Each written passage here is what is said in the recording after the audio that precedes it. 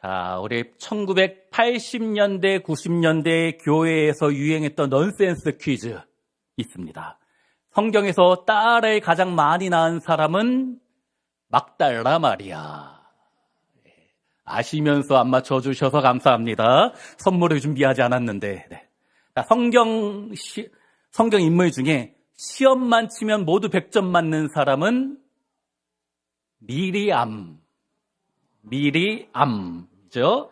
자, 마지막 임신하고 싶은 부부가 가장 많이 읽는 성경은 에베소서. 저는 우리 사랑하는 성도님들의 가정 가운데 애 잘 뵐 수 있기를 항상 기도하고 있습니다. 또 가정의 평안과 건강의 복과 물질의 복을 누리시기를 주의 이름으로 축원합니다. 자, 그런데 오늘 본문이 에베소서인데 이 에베소서는 단순히 임신하고 싶은 부부가 읽는 성경만이 아니고 정말 위대한 성경입니다. 자, 퀴즈. 우리 장로교 신학의 기초를 닦은 존 칼빈이라고 있는데 이 칼빈이 성경 66권 중에서 가장 사랑한 성경이 무엇일까요? 어떻게 하셨어요? 자, 스코틀랜드의 종교개혁자 존 낙스가 있습니다. 이 낙스가 임종 직전에 죽음을 맞이하면서 읽은 성경이 무엇일까요? 어떻게 이걸 아시는지 대단하시네요. 자, 마지막 F.F. 브루스라는 신학자가 있는데 바울복음의 핵심은 로마서가 아니고 이 성경이다. 대단하십니다. 이거 어떻게 하셨을까?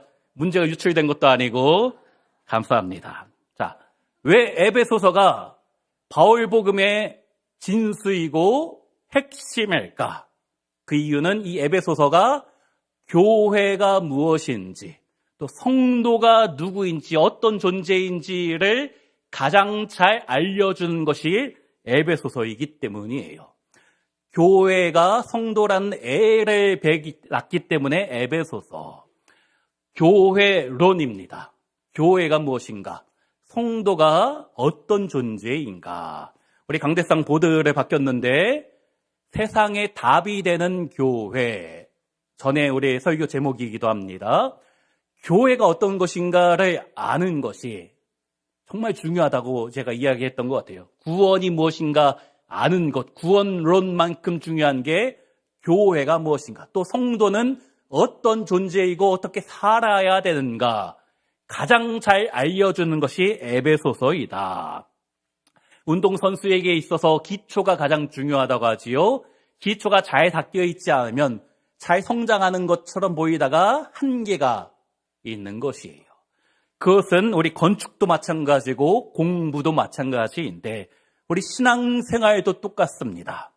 에베소서가 이 교회의 기초, 신앙생활의 기초가 무엇인가, 가장 중요한 핵심이 무엇인가, 교회는 무엇이고 성도는 어떠한 존재인가 알려주는 것이 에베소서이다. 특별히 오늘 말씀을 통하여 사랑하는 모든 성도님들, 내가 어떠한 은혜와 축복을 받을 성도인지 깨달으시기를 간절히 소원합니다. 오늘 본문이 에베소서의 서론인데 성경에 로마서, 빌립보서, 갈라디아서 뒤에 무슨 서가 붙으면 서신이란 뜻이에요. 편지입니다. 에베소서는 에베소 지역에 있는 교회에 보낸 편지. 이 신약시대, 로마시대 때 일반 사람, 세상 사람이 많이 쓰는 편지의 스타일이 있습니다. 당시 기록된 모든 편지의 서두에는 3가지가 꼭 나오는데 첫째, 발신자, 누가 썼는가. 두 번째, 수신자, 누구한테 썼는가. 세 번째, 인사말이 반드시 나옵니다. 신약 성경의 서신서, 편지도 똑같은 패턴이 있어요. 누가 썼고, 누구에게 썼고, 쓴 사람이 받는 사람한테 가장 하고 싶은 인사말이 처음 서두에 나오는 것이에요. 자, 그것이 서두가 1절입니다. 우리 1절 함께 읽습니다.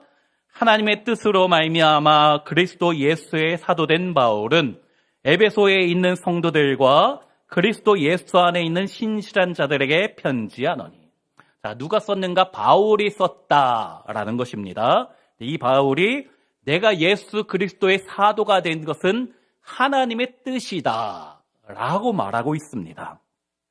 지난주 우리가 같이 보았던 고린도전서 15장에도 내가 나된 것은 하나님의 은혜로 된 것이니 내게 주신 그의 은혜가 헛되지 아니하여 내가 모든 사도보다 더 많이 수고하였으나 내가 한 것이 아니요 오직 나와 함께 하신 하나님의 은혜로다.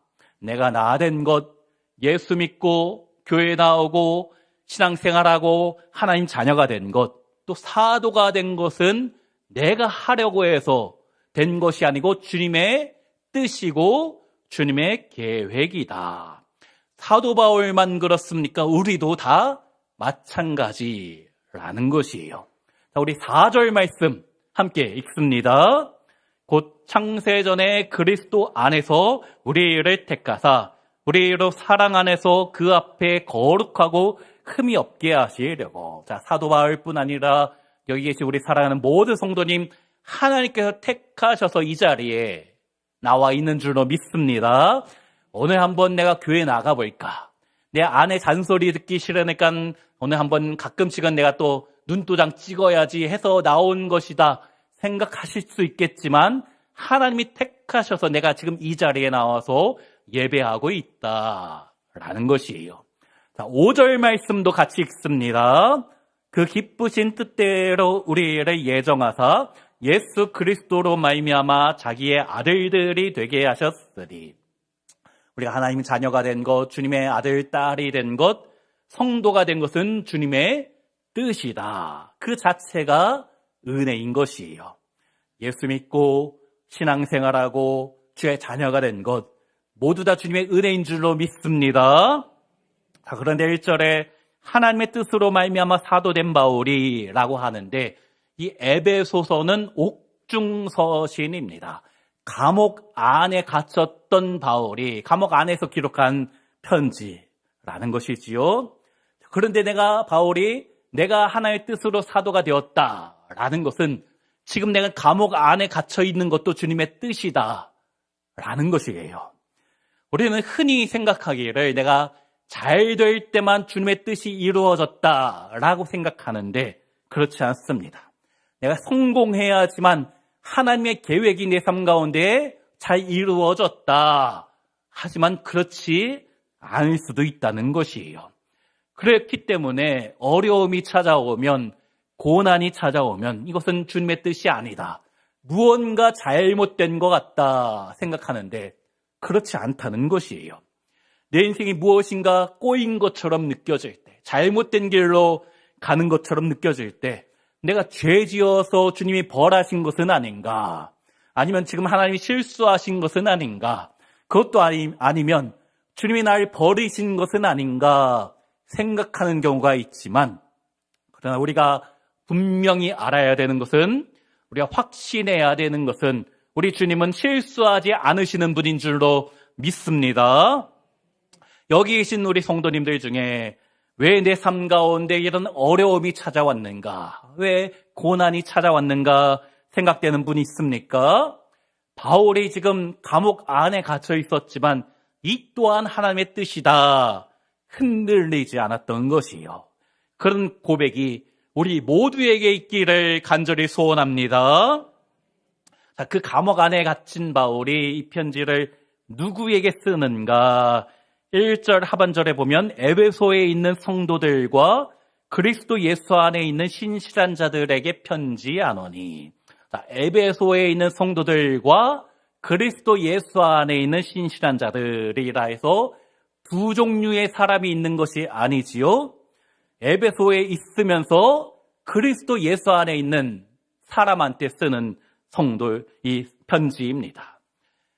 우리도 마찬가지예요. 우리는 에베소에 살고 있지만 동시에 그리스도 예수 안에 살고 있다라는 그 사실을 아는 것이 중요합니다. 이 세상 나라에 속해 살고 있지만 동시에 주님 안에 있다라는 것이에요.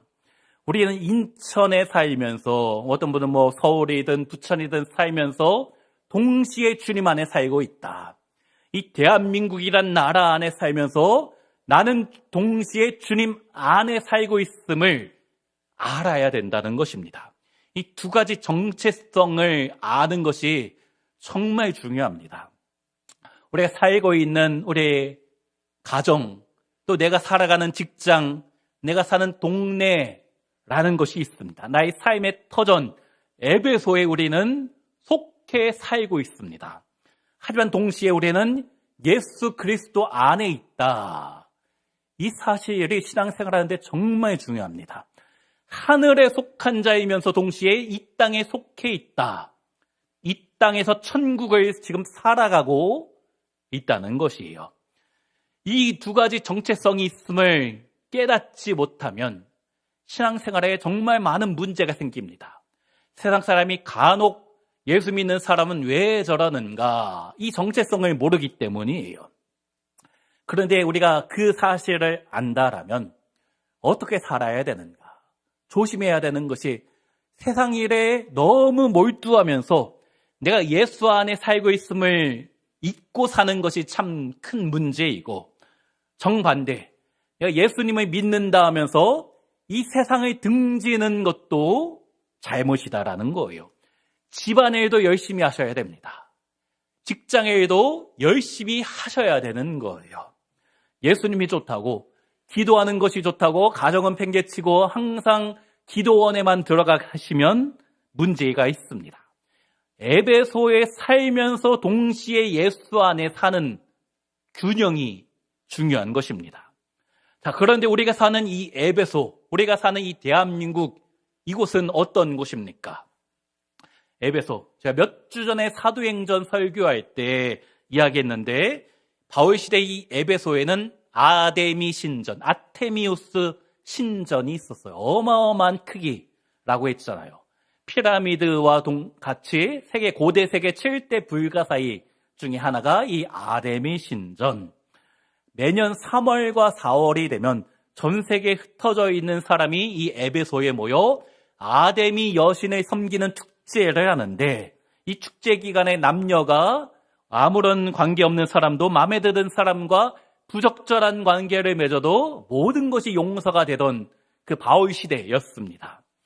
바울이 이 타락한 도시, 이 에베소에서 사역하면서 열심히 복음을 전했는데 어떤 일이 있었습니까? 사람이 바울의 손수건과 앞치마를 가져다가 병든 사람에게 얹기만 해도 모든 질병이 고침받고 귀신이 떠나갔다라고 했었잖아요. 또 엄청난 회개의 역사가 나타났는데, 많은 사람이 바울이 전한 복음을 듣고 예수님을 영접하고 이제 내가 아데미 여신을 섬기는 것을 그만하겠다. 각종 주술적인 것들, 부적 같은 거를 다 가져다 태웠는데, 성경은 은 5만이다. 요즘 환율로 한 2억에서 5억 정도를 갖다가 불태워 버렸다라는 것이지요. 그렇게 우상 판매하는 사람의 장사가 안 되다 보니까 데메드리오라는 장사꾼이 이 바울이 에베소의 자존심인 아데미 여신을 건드렸다, 모독하였다, 사람을 선동하였어요. 수많은 사람이 2시간 동안 위대하다 에베소 사람의 아데미여, 사도행전에 나오는 단어입니다. 위대하다 에베소의 아데미 여신이여를 외치면서 데모하자 결국 이 바울이 이곳에서 쫓겨날 수밖에 없었습니다. 한 3년 사역하고 죽음의 위기 앞에 도망갈 수밖에 없었어요. 바울에게 이 에베소란 지역은 정말 특별한 곳이었습니다. 그게 전도 여행 중에 가장 오랫동안 사역한 곳이기도 하고, 놀라운 성령의 역사가 나타나고 사역의 열매도 가장 많이 있었지만 어쩔 수 없이 성도를 버리고 떠나갈 수밖에 없었던 그 바울의 안타까운 마음, 가슴 아픈 곳이었지요. 자, 결코 신앙생활하기 쉽지 않은 도시입니다. 음행과 음란과 우상숭배가 그 어떤 도시보다 가득한 이 에베소인데, 위대한 에베소의 여신 아데미어라고 사람들이 외치는 그곳에서 이 성도가 어떤 존재인가 너무나 초라해 보이고 죽음의 위협 앞에 어떻게 해야 될지 몰라 너무나 위축되어 있는 성도들한테, 너희는 지금 몸은 에베소에 있지만 그러나 너희는 동시에 예수 그리스도 안에 속하여 살고 있다라고 바울이 말하는 것입니다. 그래서 잊지 않아야 된다라는 거예요. 자, 우리 성도님들은 어떠십니까? 요즘은 교회 다닌다고 해서 남편이나 부모님이 핍박하고 방해하는 일이 예전만큼은 많지 않은 것 같아요.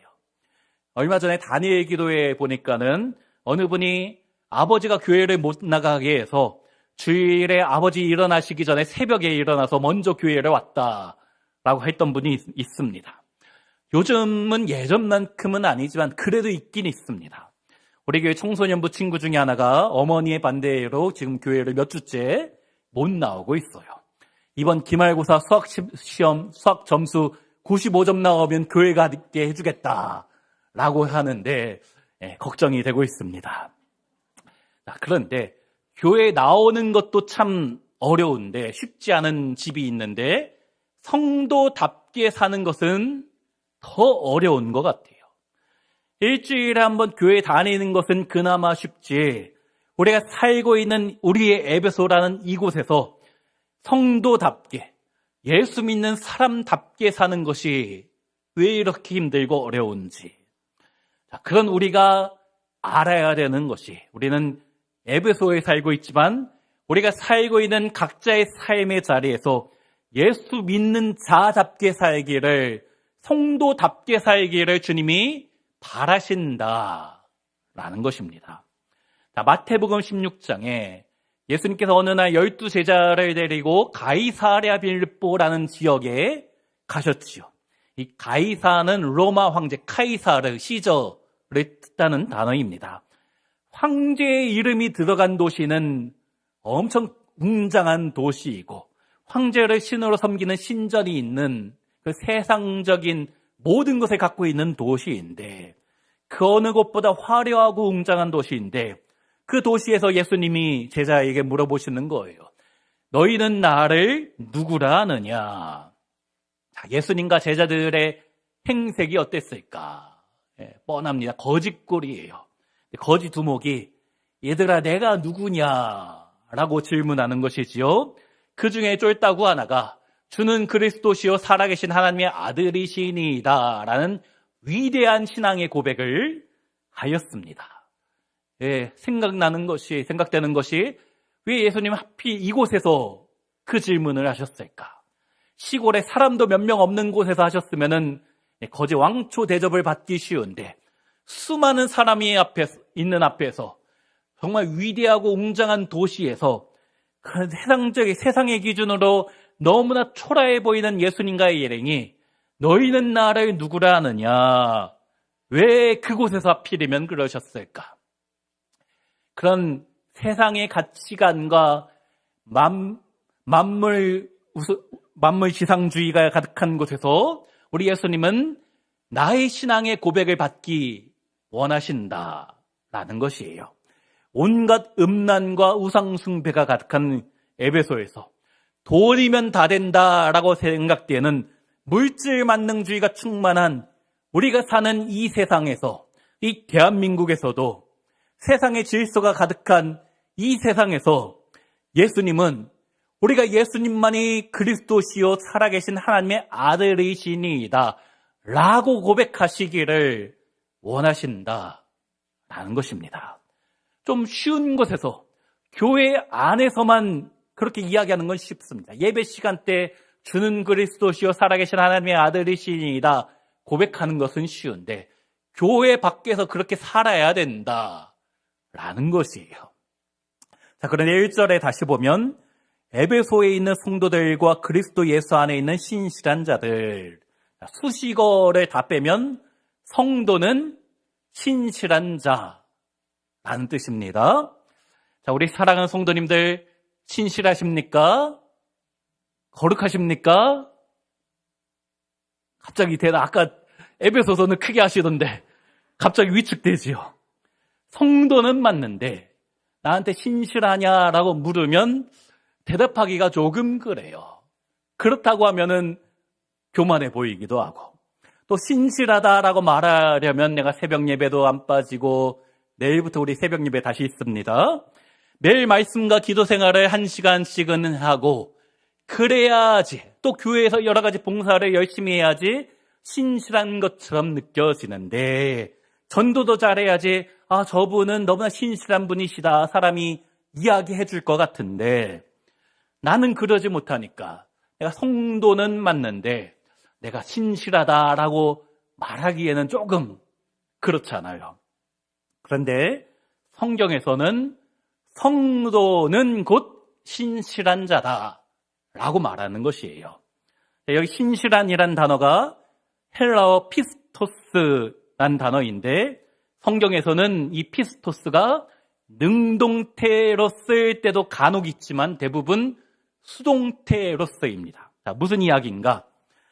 내가 열심을 내어서 내가 교회 생활도 잘하고 봉사도 많이 하고 헌금도 많이 해서 신앙생활을 잘해서 능동적으로 해서 신실한 자가 되는 것이 아니라는 것입니다. 무슨 말입니까?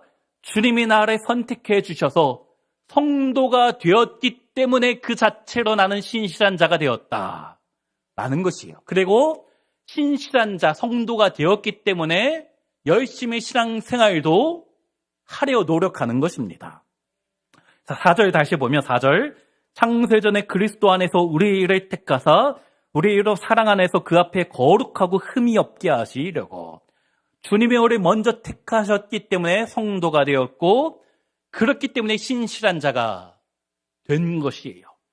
내가 무엇인가 대단한 열심을 내어 신앙생활에 정말 누구보다 칭찬받을 정도로 해서 신실한 자가 된 것이 아니고, 하나의 택하심으로 이미 성도 신실한 자가 되었다라는 것이에요. 이 에베소 교회인이 성도 신실한 자라고 불리우는 것은 죄가 없어서 그런 것이 아닙니다. 주님이 택하셨기 때문에 그렇게 된 것이에요. 다 주님의 은혜라는 것이지요. 칼빈은 거룩한 자가 아닌 믿는 자가 없고 믿는 자 아닌 거룩한 자가 없다. 예수 믿는 사람은 다 거룩하고 신실한 성도이다 라는 것이에요. 자, 그런 의미에서 우리 옆에 분들 보시면서 우리 집사님, 권사님, 성도님 너무 신실해 보이십니다. 자신 있게 하셔도 돼요. 내가 뭘 해서 신실한 게 아니다 라고 했잖아요. 그렇기 때문에 이 성도라는 호칭은 영광스러운 호칭입니다. 목사나 장로나 권사, 집사보다 사실은 더 감격적인 호칭이 성도라는 것이에요. 왜 그렇습니까? 예수님의 십자가의 은혜, 그것으로 내가 성도가 되었기 때문이에요. 내년 사역을 여러 가지 준비하고 있는데, 헌신 예배 강사도 이제 한 명 한 명 컨택해서 거의 다 정했고, 내년 부흥회 강사를 누구로 할까를 생각하면서 한 3명 정도 일단 제가 생각을 했습니다. 그 중에 한 명이 정했는데, 그분 말고 다른 분의 페이스북을 얼마 전에 봤더니 누구누구 성도 주님 품에 안기다 라고 쓰여 있더라고요. 저는 이분 목사님 교회에 어느 성도님이 천국 가셨구나 생각했는데, 밑에 댓글을 보니까 그 목사님의 사모님이 소천하셨어요. 그런데 누구누구 성도 주님 품에 안기다 라고 이 목사님이 그렇게 기록하셨더라고요. 한 20년 정도 사모님 병수발을 다 하신 목사님입니다. 한 10년 전에 다니엘 기도에 나왔던 분인데, 그런데 왜 이렇게 표현을 했을까? 예수님의 십자가 은혜로 내가 거룩한 성도가 되었다. 그 사실이 가장 고귀하고 감격적이기 때문이에요. 성도가 사실은 목사, 장로, 권사보다 얼마나 고귀한 이름인지. 그렇다고 저한테 목사님이라고 하지 않고 성도님 그러시면 좀 그렇습니다. 저는 예수 그리스도 안에 살지만 동시에 에베소에 살고 있기 때문에 그런 시선에 되게 민감하기도 합니다. 그런데 주님과의 관계에서 이 성도라는 호칭이 얼마나 귀한 것인가. 너무나 귀한 것이에요. 그런 주님이 우리에게 너희가 이제는 신실한 자가 되었으니 신실하게 살아라. 성도답게 살아야 된다. 네가 지금 있는 에베소에서, 너희 직장, 너희 학교, 너희 가정에서 네가 사는 아파트 단지, 네가 사는 동네에서 신실한 자답게 살아야 된다. 예수 믿는 자답게 살아야 된다. 말씀하는 것입니다. 그렇게 살아가려고 노력하는 우리에게 약속된 것이 2절 말씀 함께 읽습니다. 하나님 우리 아버지와 주 예수 그리스도로부터 은혜와 평강이 너희에게 있을지어다. 너희에게 은혜와 평강이 있을지어다. 아까 이야기했던 그리스 로마 시대의 편지의 형식이 있다라고 했지요. 누가 썼는가, 누구한테 썼는가, 그리고 인사말. 이 2절 말씀이 인사말입니다. 보통 그리스 로마 사람은 편집말에 너희에게 기쁨이 있기를 이라 했어요. 기쁨, 카이레인이란 헬라어 단어를 사용하면서 편지했을 때 너희 안에 너희 삶 가운데 기쁨이 있기를 이라고 썼는데 바울은 이 카이레인과 비슷한 발음의 카리스, 은혜로 바꾸어서 편지를 쓰는 것입니다. 왜 그럴까? 진정한 기쁨이 있기 위해서는 먼저 은혜가 있어야 되기 때문입니다. 그래 이 은혜 뒤에 히브리인 구약 사람들이 많이 쓰는 샬롬을 바꾸어서 평강이란 단어를 추가해서 은혜와 평강이 있을지어다 말씀하는 것이에요. 이 은혜와 평강은 관용적인 표현이라서 별 생각 없이 읽을 수 있습니다. 하도 자주 많이 나오는 단어이기 때문에. 하지만 많이 나온다라는 것은 성경에 그만큼 중요하다라는 것이지요. 바울이 13개의 성경을 썼는데 모든 성경에 은혜와 평강이 있을지어다 라고 이야기합니다. 바울이 은혜와 평강을 이야기하면서 한 번도 평강과 은혜라고 하지는 않습니다. 순서가 바뀌지는 않아요. 은혜가 먼저이고 그 다음에 평강이 주어지는 것입니다. 은혜가 있으면 평강은 자연스럽게 따라오는 것이에요. 은혜가 무엇입니까? 은혜가 나의 주관적인 느낌으로 생각되는 경우도 있어요. 주일 예배에 우리 오늘 성가대한 것처럼 성가대 찬양을 듣고 왠지 은혜가 된다라고 하면 마음이 감동이 된다라는 뜻일 거예요. 이런 주관적인 느낌을 은혜라고 생각할 수도 있겠지만 그렇지만은 않습니다. 우리가 좋은 클래식 음악을 들어도 마음에 감동이 올 수 있기 때문이에요. 교회에서 회의할 때 우리 오늘은 좀 은혜스럽게 합시다 하면은 무슨 뜻입니까? 딴지 걸지 말고 적당히 좀 그냥 쉽게 넘어가자 하고 생각될 때가 있지요. 성경에서 말하는 은혜는 그런 뜻이 아닙니다. 죄로 인하여 내가 영원히 죽을 수밖에 없는데 주님이 용서하시고 값없이 구원이란 선물을 주신 것, 그것이 은혜이지요. 받을 자격 없는 자에게 베푸시는 호의입니다. 그리고 평강은 그런 은혜 받은 자에게 자연스럽게 따라오는 것, 하나의 은혜로 말미암아 주님과의 관계가 회복되고 하나님과 화목의 관계를 누리게 되는 자에게 은혜의 결과로 찾아오는 것이 평강이다. 많은 사람이 내 삶에 좀 평안하기를, 마음이 좀 안정되기를 바랄 때가 많이 있지요. 그래서 내 삶이 여러 가지 만족과 기쁨을 찾을 때도 많이 있습니다. 돈을 많이 벌면 마음에 평안이 찾아올 것처럼 생각되고, 쾌락이 있으면 평강이 주어질 줄 알고, 이것저것 기웃거리지만 참된 평안과 평강, 화평 같은 단어입니다. 그걸 찾을 수가 없는 것이에요. 예전에 한 10년 정도 전에 일산에 있던 교회에서 사역을 했었는데 그 교회 근처에는 호프집이 있는데 대낮에 남편들 출근시키고 유모차 끌고 호프집에서 모이는 여인네들이 많이 있었습니다. 그 호프집 안에 있었던 게 아니고 밖에서 자주 봤습니다. 그분들이 호프집 앞에서 이제 모이면서 정기적으로 모이면서 술 마시면서 무엇을 할까요? 남편과 시댁 뒷담화를 많이 하시더라고요. 한잔하면서 괴로움을 잊어보려는데 진정한 평안은 없는 것이에요. 술이 평강을 주는 것이 아니기 때문입니다. 또 아데미 여신이 에베소 경제의 중심이었는데 이 아데미 여신을 통해서 주어진 돈이 어마어마했지요. 그러나 그 아데미도 우리 삶의 진정한 기쁨, 평안을 주지는 않는 것입니다. 평강과 평안을 위해서 어떻게 해야 되는가? 돈이 아닌, 술이 아닌 예수님의 은혜가 필요한 것입니다. 그러나 이 은혜와 평강이 어디에서 오는가? 2절 다시 보면 하나님 우리 아버지와 주 예수 그리스도로부터 은혜와 평강이 너에게 있을지어다. 은혜와 평강은 하나님 우리 아버지와 주 예수 그리스도로부터만 주어지는 줄로 믿습니다. 예수님이 요한복음 14장에서 평안을 너희에게 주노니 곧 나의 평안을 너희에게 주노라. 내가 너희에게 주는 것은 세상이 주는 것과 같지 아니하니라 말씀하셨지요. 세상에 줄 수 없는 평안, 세상에 줄 수 없는 평강이 주님으로부터 우리 삶 가운데 주어지는 것입니다.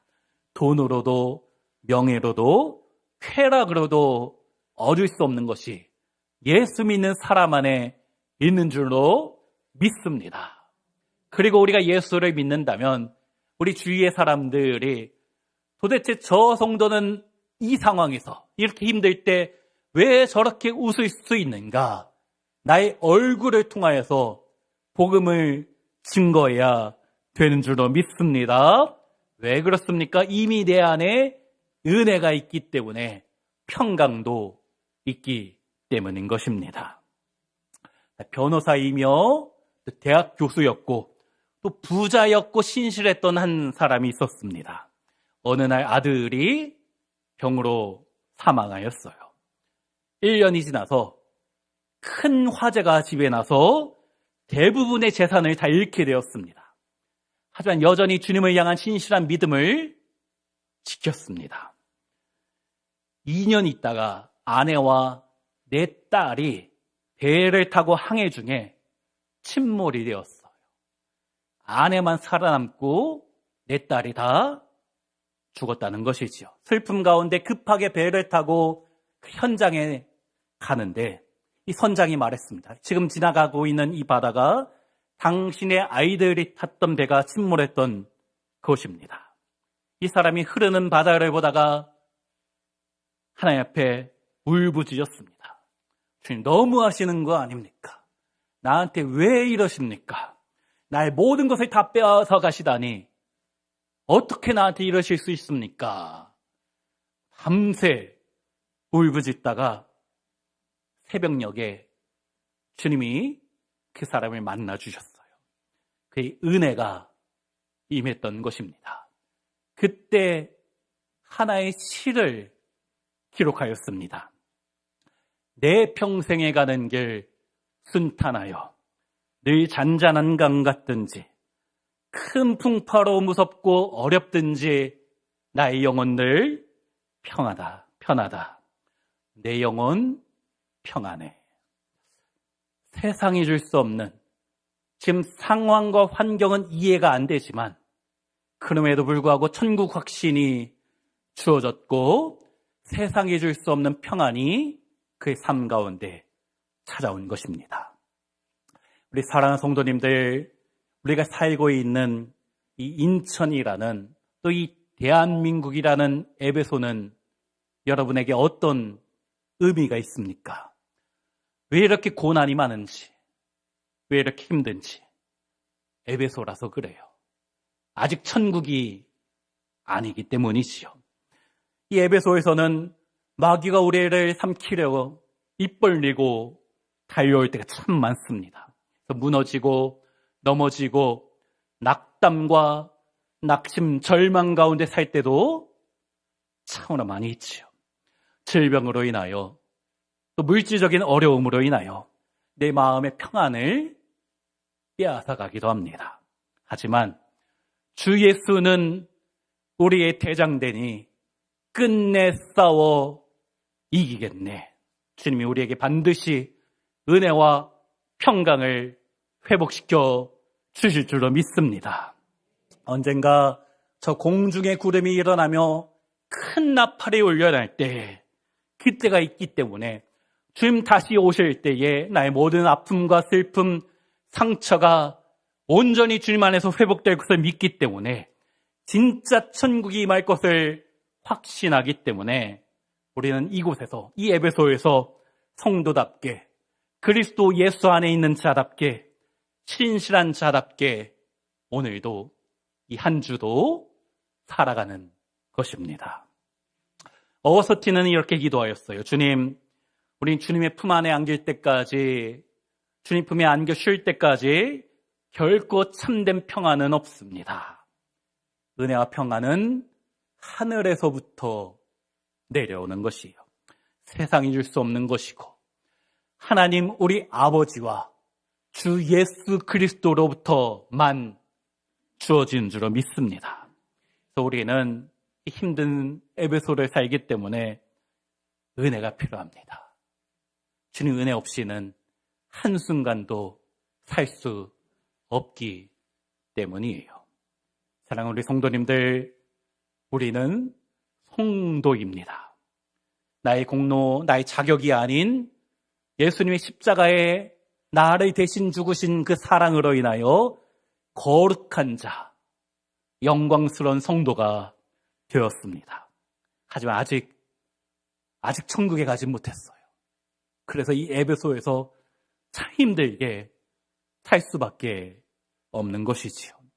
주님 안에만 있고 싶은데 저 이곳이 좋사오니 초막셋을 짓고 천국에서 주님과 살고 싶지만 우리 예수님은 슬픔과 애통이 가득한 이곳에 아직 살아가게 하십니다. 아직 저 영원한 천국으로 인도하지는 않고 계신 것이에요. 그래서 이곳에서 우리는 성도답게, 예수 믿는 자답게 살아야 되는 줄로 믿습니다. 그런 우리에게 하나님 우리 아버지와 주 예수 그리스도로부터 오는 은혜와 평강이 반드시 주어질 줄로 믿습니다. 그 사실을 믿고 날마다 은혜의 보좌 앞에 날마다 나아가 하나님 주시는 시시때때 공급하시는 평강을 누리시는 모든 성도님들 되시기를 주의 이름으로 축원합니다.